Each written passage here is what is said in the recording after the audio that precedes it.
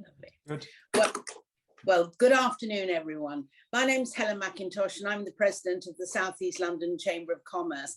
We're delighted to be holding another webinar with Thackray Williams today, and we're going to hear Zara Kanini and Elliot Lewis tell us about the powers of attorney and the framework of legal application to business ownership and management. That's such a profound, wonderful statement, and we're going to be all, it's just so everyone knows, this will go up on the website you know, in the next few days. So over to you both for Right, LPAs. Thank you. Yeah, thanks a lot, Helen. And Can you see the slides? Sorry, what was that? Can you see the slides that I just shared? Can't. I can see the slides over here. yeah, you can see the slides, and you can you, Helen? Yes, I can see the slide. Right. And if Excellent. I can just say, I should have said this earlier, can we ask if anyone's got questions to put, you know, the little yellow electronic hand up, and we'll take questions at the end. So Great. Elliot, over to you. Yeah, thank you. Thanks for inviting us along, Helen.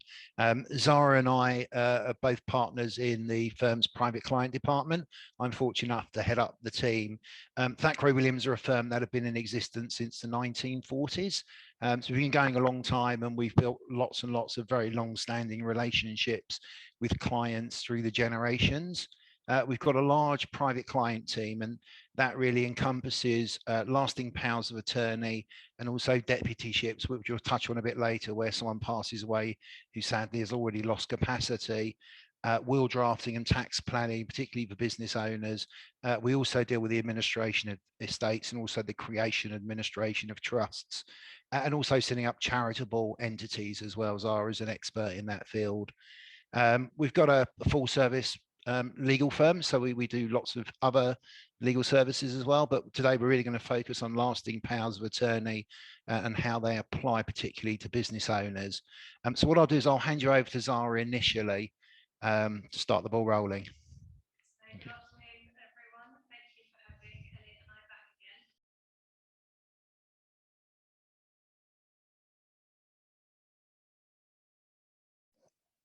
Zara, you're very quiet. Yeah. Sorry, rookie mistake. There we go. Good afternoon, everyone. Thank you very much for having Elliot and I back today. Some of you might remember that about 6 months ago, Elliot and I did a presentation with regards to wills and tax planning for business owners. So this is sort of a follow-on from that. We dealt with death at the time. Now we're dealing with incapacity. How do you deal with incapacity if you are a business owner? What do you need to put in place to ensure that your business continues to be able to trade? Although this is geared, or it's been marketed as being geared at business owners, I think it would be remiss of us to not discuss powers of attorney in a personal sphere. You know, if you lose capacity and you cannot manage your business, you will also inevitably not have capacity to deal with your personal affairs. So we've sort of kind of meshed the presentation together for personal and business, and we'll kind of separate out where the two different, where you might need to think about certain things with regards to business powers of attorney. But just for now, for the time being, as a general overview, a power of attorney is basically a legal document that allows you to nominate trusted individuals of your choosing to make decisions on your behalf in circumstances when you are unable to make those decisions yourself. In England, we have 3 types of powers of attorney. We have a general power of attorney. Those tend to be very short term, and certainly in the context that Elliot and I see them in, it tends to be somebody who is abroad for a period of time and wants to carry out a transaction here in the UK. A general power of attorney allows them to delegate that authority to somebody to make that decision or to effect that transaction on their behalf. They're very short-lived. If you become incapacitated, a general power of attorney is no use to you. So they're very sort of limited in scope. I'm not going to talk too much about an enduring power of attorney because you can no longer make them post 2007, but they are still in existence. We do see a lot of clients who created enduring powers of attorney before the law changed in 2007. So you may very well see some of those floating around. But what we really want to talk to you today about are lasting powers of attorney. So bear with me. Yeah, so a lasting power of attorney is a legal document that is created when the person who is giving it, and that person in the legislation is known as the donor, has mental capacity. So the donor has to understand the scope and the extent of the powers that they are giving away to the people that they have designated to be their attorneys. And the crux of this document is that the LPA, the lasting power of attorney, continues to be effective even if or even when the donor loses mental capacity. So if a donor does lose mental capacity, the nominated attorneys can use that document to act on their behalf. In this country, we have two types of lasting powers of attorney. One that deals with financial decisions, and that can include making decisions of a business nature. And the second type is a power of attorney for health and care decisions. And I'll speak briefly about what sort of decisions each of those covers in a second. These documents are certain safeguards come with them. We certainly see clients, Elliot and I do all the time, where people may be forced or put under duress to create a power of attorney, let's say, in favor of their children, so they have authority over the donor's financial affairs. So part of the safeguards that were introduced by the legislation when this came in 2007 was that whenever the donor makes a power of attorney, it has to be certified by a certificate provider. Ordinarily, the certificate provider is either their solicitor or their GP. In some circumstances, somebody who's known them for 2 years or more can act as a certificate provider, but most people tend to go to their solicitors or their GPs because of the added protection that gives. So as soon as the power of attorney has been registered with a government body called the Office of the Public Guardian, it can be used effectively by the attorneys to make decisions of a financial nature and in certain circumstances, decisions of a health nature. So the first thing that the donor has to think about when they are making a power of attorney is who to appoint. And the Mental Capacity Act Code of Practice in paragraph 7.8 gives some guidance to people that are thinking about putting these in place, which says that a donor should think carefully before choosing someone to be their attorney. An attorney should be someone who is trustworthy, competent, and reliable. They should have the skills and the ability to carry out the necessary tasks. So the key to making this document work for you is to choose the right people to be in charge of your affairs in situations when you cannot be making those decisions yourself. We see these a lot in the case of spouses. Spouses tend to appoint each other as their primary attorney. So husband would appoint wife, wife would appoint husband to make all decisions about their joint financial affairs and to make decisions of a health or medical nature. What people sometimes don't realize is the impact of divorce. If you have appointed your spouse to be a power of attorney for you and you subsequently get divorced, their appointment is automatically revoked unless there is wording in the document itself to state that the appointment of the spouse will continue even if divorce happens. So that's just a point to be aware of. We always recommend our clients to think about appointing replacement attorneys as well as a primary attorney. So for most people, this will be their adult children who would step in the event that the primary attorney was not able to act. So most couples that we see tend to want to keep their financial affairs and healthcare decisions between themselves, between husband and wife. But if something was to happen to one of them, such that the primary attorney was no longer available, that's the point that the children would step in to make decisions on their behalf. Where you are appointing more than one attorney, you have several options as to how to appoint them. So you can appoint your attorneys jointly, which means that all decisions they take have to be taken unanimously. All decisions have to be unanimous. There's no scope for disagreement. And the other option is that the attorneys are appointed jointly and severally, which means they can either act together or independently. Our recommendation is that the attorneys are appointed jointly and severally because of the flexibility that this provides. If you have attorneys who are appointed jointly and one attorney refuses to act, can't act, dies, goes bankrupt, then the other attorney is effectively paralyzed. The nature of the appointment is a joint appointment, so they have to act together. And if one can't act, the other's appointment becomes ineffective. So a joint and several appointment provides a greater deal of flexibility. So if, say, for example, you have an attorney who is unavailable, out of the country, dies, or goes bankrupt, let's say, or loses capacity themselves, the other attorney can continue to act and make decisions on behalf of the donor. So the flexibility that provides is quite important. Restrictions on and extensions of the attorney's powers. I don't want to dwell too much on this point, but the legislation sets out the scope of the powers that the attorneys actually have to make decisions about finances and health. Those can be extended, and we often include extensions to the attorney's powers, mostly when it comes to things like investment management. But I don't want to dwell too much on that. Because these are rigid government issued forms, it's not always possible to cater for the donor's wishes to the extent that they would like. And so our recommendation is that the attorneys, if they have very specific wishes on how they would like the attorneys to exercise their powers, our recommendation is that they should consider a non-legally binding letter of wishes that sits alongside the power of attorney that gives the attorney some guidance as to how the donor would like them to behave and what they would like them to do. And that can be in relation to their personal affairs as well as in relation to their business affairs. And one really important point to think about here is that when you come to choose an attorney for your, for a person's personal scope, they may very well wish to choose their spouse. That tends to be the normal way. However, if that individual has a business which they're running with somebody who is not their spouse, somebody outside of the immediate family, the spouse may not be the appropriate person to appoint as the power of attorney for the business element of things. And so in that situation, when you're coming to sit down and deciding who would be an appropriate business power of attorney, you've got to think on a like-for-like basis. So if you're a solicitor, a sole trader, and you're a solicitor, it would, you couldn't necessarily appoint a dentist, let's say, to be your power of attorney because they have no knowledge of your business and the regulations that surround it. So when you're appointing a business attorney, it's important to think about like for like and to take into account things like the contractual obligations of the business, health and safety issues, insurance, tax, particularly income tax and VAT, and employment matters. So it's about choosing the right people. These documents operate on the basis of trust. And if you choose the wrong people to make decisions for you, things can go horribly wrong.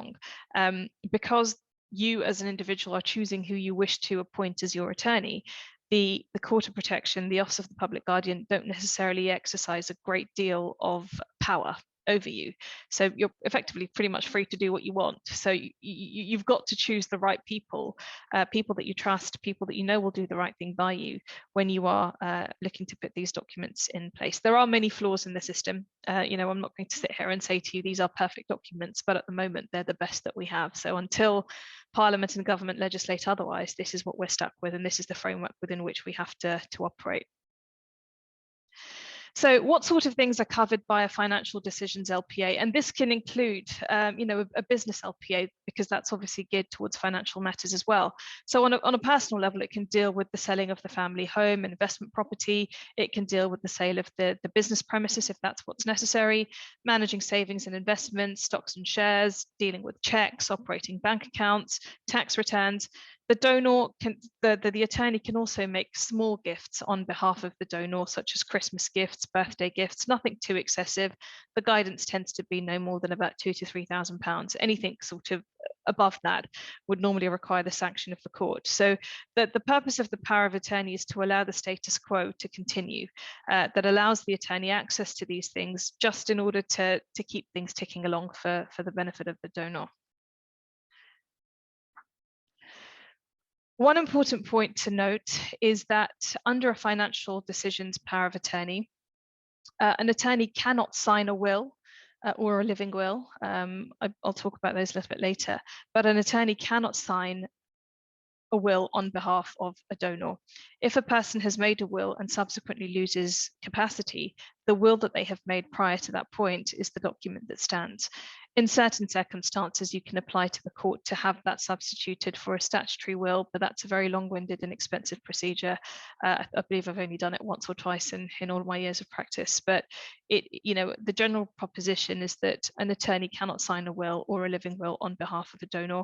And the point that I alluded to before, that an attorney cannot make large gifts, for example, to friends or to relatives for tax planning purposes. Anything above the 2,000 to 3,000 limit would require the sanction of the Court of Protection, which is a very long-winded procedure to go through. So, as I said, these documents are geared to preserving and protecting the status quo, to allow things to just be operated on a day-to-day basis on behalf of someone who can't manage their affairs themselves. You're not allowed to to go wild and start doing, all sorts of exciting tax planning mechanisms. That's just not permitted. Your job is to operate within a very limited framework to preserve the status quo. So I'll hand over to Elliot to sort of speak a little bit about powers of attorney specifically for businesses. And he's sitting right opposite me. Great, thanks a lot for that, Zara. We thought it'd be helpful to just touch on the Mental Capacity Act. And I thought just to sort of deviate from the talk a little bit, just to sort of set the framework really upon which the legislation in this area is governed. The idea behind the Mental Capacity Act was to try and put as much control in the hands of the people who are granting the power of attorney as possible. So there are a number of presumptions, if you like, that are built into the legislation. The main one is that the donor or the person granting the power has capacity. That's the starting point. And you can only really deviate from that if you have some evidence that the person has lost capacity. I act as an attorney myself for dozens of clients, sadly, where they don't have other family members or people involved that they trust to act as attorneys.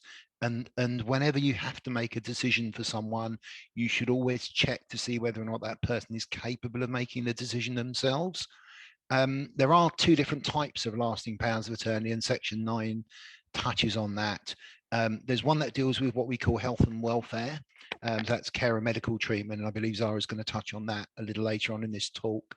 And there's one that we're sort of concentrating on at the moment, which deals with property and what's called financial affairs, or specified matters concerning property and financial affairs. So it could be particular assets, particular interests, particular businesses where clients are running a business or involved in a business. And the power of attorney itself can grant authority to someone else to make decisions in those circumstances where the person no longer has capacity to do so. And I'm going to just go back to the point I made a minute ago. It all comes down to capacity. When you're looking at decision making, whilst the person has capacity to do so, the law would assume that they are capable of making the decision. Even if maybe they become housebound, they're still capable of making a decision. They would pass those wishes on to their attorney, and the attorney should really put those wishes into effect. If you'd be kind enough to pass on to the next slide, Zara. Obviously, there are a number of different types of businesses. And when you're looking at putting in place a business lasting power of attorney, I always like to sit down with clients and really talk through in some detail what their business situation is, what they're involved in, what activities they need to undertake as a business owner. The three types of business, obviously, a sole trader, so one person acting alone, where you've got unlimited personal liability. I've got quite a lot of clients who are consultants of varying degrees, and really the business is them. It's their knowledge, it's their contacts. Obviously partnerships, that's something governed by the Partnership Act 1890. It's quite an old bit of legislation, but it's still in place. We normally try and persuade clients to put in place a partnership agreement. Quite a lot of clients don't have one. And the problem you've got there is certainly where a partner passes away, the partnership comes to an end under the Partnership Act. A partnership agreement covers things like liabilities of individual partners, capital entitlements, profit sharing, appointment, retirement, removal, dealing with things like disputes, and hopefully that never arises. But it's helpful to talk things through.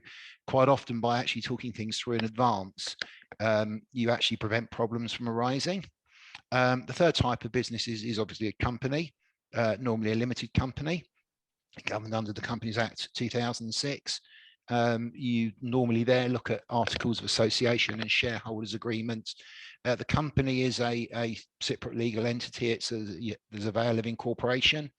And the directors, as we've said, manage the company for the benefit of shareholders. Sometimes you have directors who are also shareholders, and there potentially a conflict of interest might arise. When you're looking at putting in place a lasting power of attorney for a business owner, the key really is to sit down with the clients really and talk through the type of company, the structure of the company.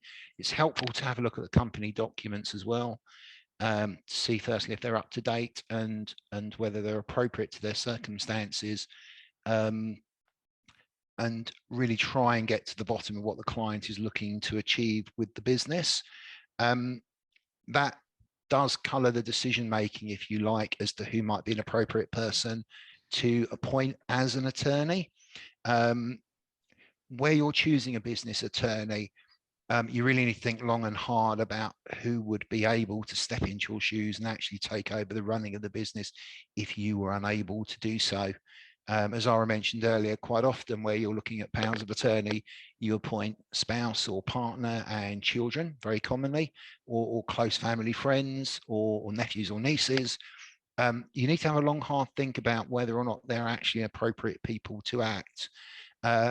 Obviously, if you're a solicitor or accountant or another professional that's governed under some form of regulation, there may be restrictions on who you could appoint to run your business.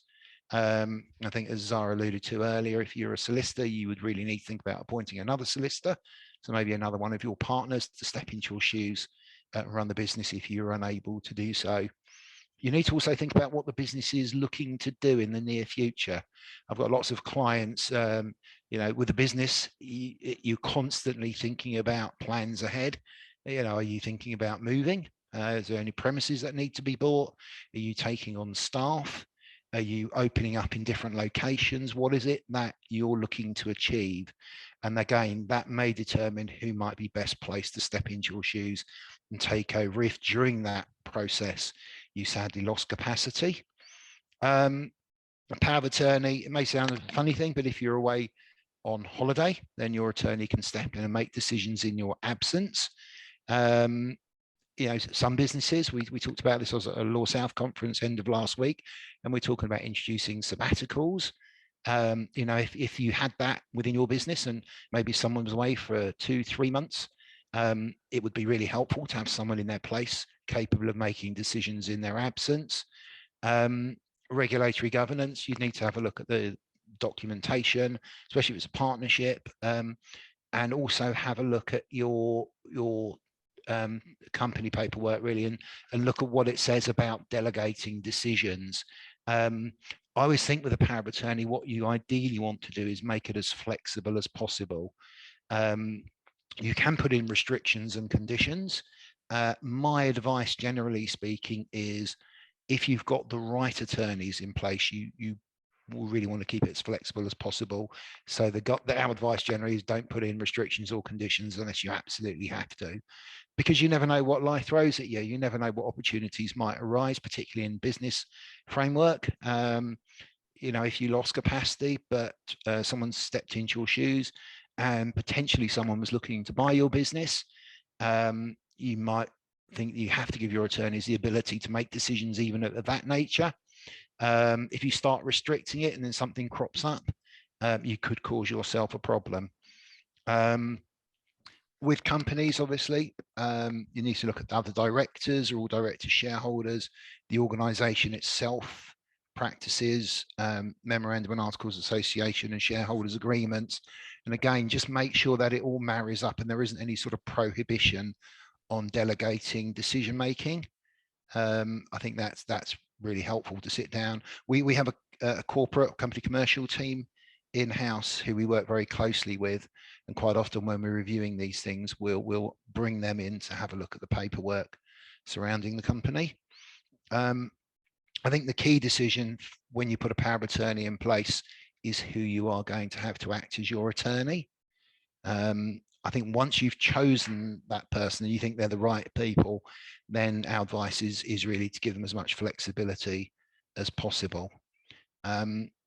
You also need to think about if you were housebound and you weren't able to get out to your business premises, have you got a person who you trust to carry out your wishes?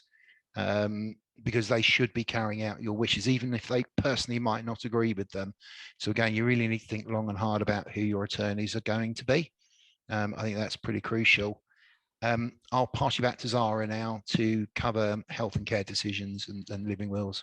Thank you. So just to sort of come back on the personal side of things, as Elliot and I both mentioned, that the legislation allows us to have powers of attorney for finances, which encompasses business decisions, but also a power of attorney in relation to health and care decisions. Now, this is something that is relatively new because prior to 2007, when the law introduced lasting powers of attorney, there was no such thing as being able to make broad, flexible decisions with regards to somebody's healthcare. So the current healthcare LPA regime allows the attorneys to make the sorts of decisions that I put on the slide. So where the donor should live, what type of care they should receive, who they should live with, decisions about their diet and dress, their activities. But most importantly, and this is the reason why most people tend to put these documents in place, is consent and refusal to medical treatment. Now, life-sustaining treatment is something that, treatment that a doctor considers necessary to keep you alive. And that is very subjective and very relative to the situation at hand. But it could include artificial hydration, nutrition, transplants, operations, cancer treatment. It could cover ventilation, it could cover life support. All of these sorts of things that may be required in a particular situation to keep you alive. Now, under a health power of attorney, when the donor comes to sign that power of attorney, one of the sort of focal discussions that we have with them is who should be able to make that decision with regards to life-sustaining treatment if the donor finds themselves in a position where they cannot make that decision themselves. And the form effectively gives them two options. The first option is that it's the attorneys, the chosen attorneys, who have the ability to either consent to or refuse life-sustaining treatment, or the second option, that that power is taken away from the hands of the attorneys and put in the hands of the doctors and the medical team. Now, one would hope and one would imagine that whichever option is chosen, whether you place that power in the hands of the attorneys or whether you place it in the hands of the doctors, one would imagine and one would hope that both parties are actually talking to each other and making that decision as a joint decision. It's effectively just who has the final say in that situation. I think Elliot will agree with me that we have clients who, a lot of people ask me, what do most people go for? Do they choose the attorneys to make that decision, or do they put it in the hands of their medical team? And actually, it's a very mixed bag. I will have clients that come to me and say those sorts of very personal decisions have to be made by my family, whether it's a consent to such treatment or whether it's a refusal. It's my family that makes that decision. Equally, I have people coming to me and saying that's a big burden to place on my family. I would rather that decision be made by my medical team, because I don't necessarily want my family to have to carry through that decision and live with it for the rest of their lives. So it is a very mixed bag, and it's something that does need a lot of discussion and a lot of talking through. Often clients will come to the point where they are almost ready to sign, and I've had people walk away because they've not been able to make a decision on this particular point. So it is it's a very important decision. It is a big thing. Who makes that decision in that situation? Just to touch very quickly on an advance decision or a living will. The name is actually deceptive. An advance decision is a document by which you refuse certain types of medical treatment that you do not want to receive. A health power of attorney is much wider than that, because it allows, as we saw on previous slides, it doesn't just allow your attorneys to make decisions in relation to treatment, it allows them to make decisions about your care generally, whereas an advance decision is limited only to, it's framed in the negative. I do not want X, Y, or Z. You cannot say I would like X, Y, or Z. It's framed in the negative, and it just allows you to specify treatments that you do not want. So it is much more limited in scope, and I think we are not seeing them as much. I certainly haven't seen one for a while.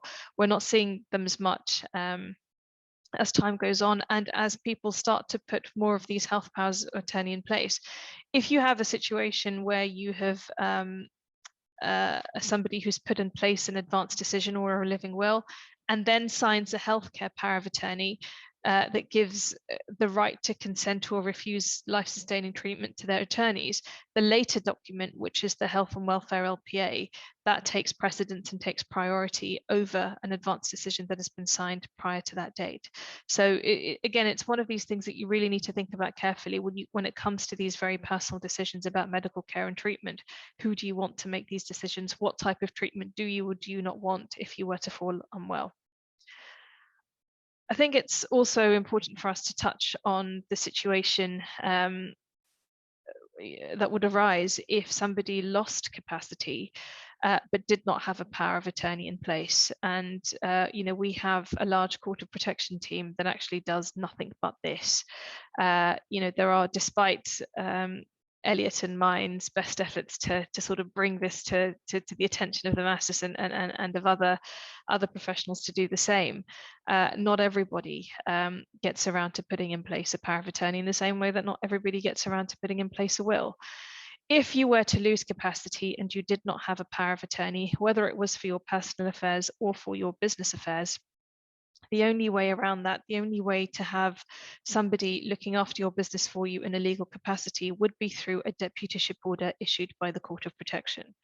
The Court of Protection will, on the provision of a very lengthy and detailed application, issue a deputyship order for financial decisions and potentially business decisions, but it will not issue, unless the situation is very rare or very delicate, the court generally will not issue a deputyship order for health or welfare or care issues.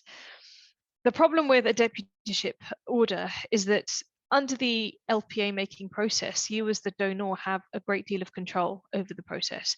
You can choose who your attorneys are. You can, as Elliot said, impose restrictions, although we would advise flexibility, but the ability, the potential to put restrictions in place are there. With a deputyship order, the donor has lost capacity. They have no control over who is appointed as a deputy. Anybody could stand up and be appointed as a deputy for them. And Elliot certainly acts as a deputy for many clients that we have who have lost capacity.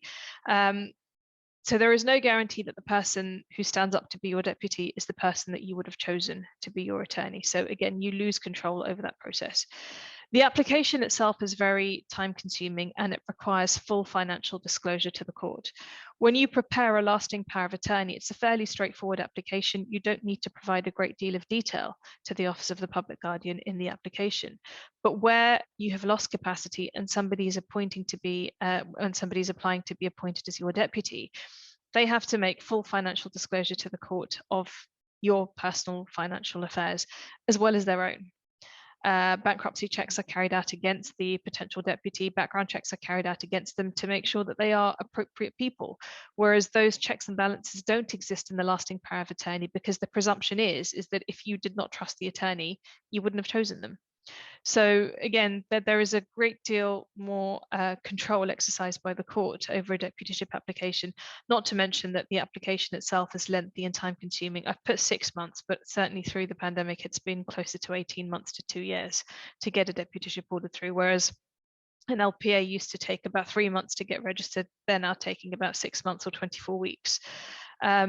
And they're much more expensive. You can have costs assessed by the court, but generally deputyship orders are quite expensive. I certainly remember when I worked up in London what they were in terms of costs. So it is much more cost effective for a donor to sit down at an early stage and to think about putting in place a power of attorney over which they have more control. And the deputy is subject to ongoing supervision and monitoring by the Court of Protection. So the court does carry out spot checks. The court requires yearly accounts to be submitted. They will send Court of Protection visitors to the deputy to see that they are doing the right thing. That doesn't exist in the LPA system. As I said, the court presumes that when you appoint somebody as an attorney under your lasting power of attorney, you've done your due diligence on that individual. You've chosen the right individual based on their skill set, based on your relationship with them. With a deputy, it could be Joe Blogg standing up saying that I want to be appointed as deputy for X. The court has no knowledge of your relationship with that individual, so they take a much more paternalistic and protective approach to the donor in that situation. And I think that's just sort of what we wanted to cover. That was a whistle-stop tour.